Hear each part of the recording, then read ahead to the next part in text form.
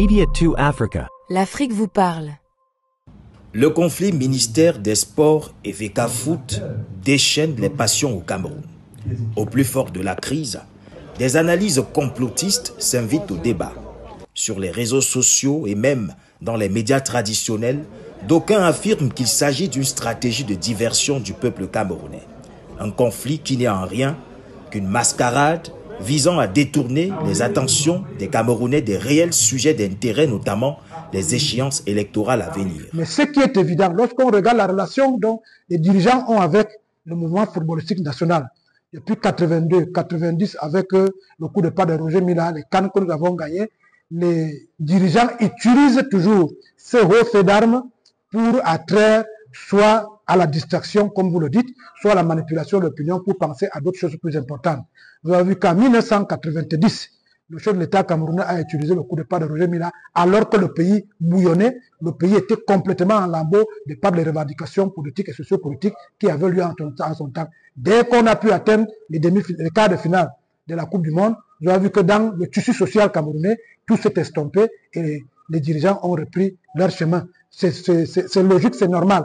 Maintenant, en ce qui concerne l'élection de 2025, je crois qu'on peut simplement comprendre cette distraction par l'insistance des acteurs eux-mêmes à ne pas vouloir respecter la loi. Parce qu'il faut quand même le reconnaître.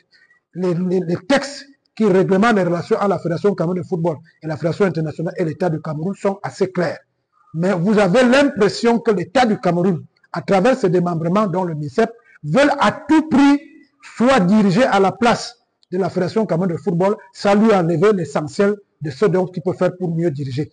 Ça fait donc que ça va dans tous les sens.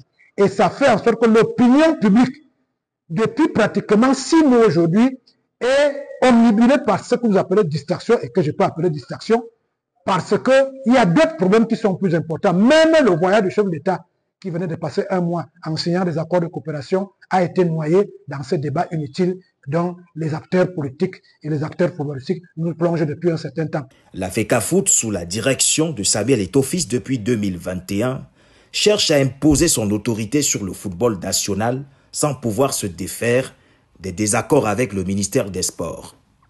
Ces tensions ont atteint leur paroxysme avec le limogeage de Rigobert Song en février dernier à la suite des mauvais résultats enregistrés par l'équipe nationale à la CAN en Côte d'Ivoire.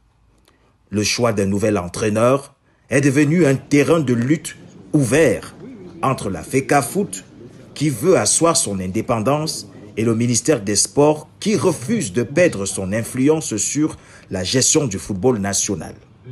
Cette situation paralyse à chaque fois la préparation de l'équipe nationale et continue de ternir l'image du Cameroun à l'international, un pays qui autrefois était respecté pour ses prouesses footballistiques.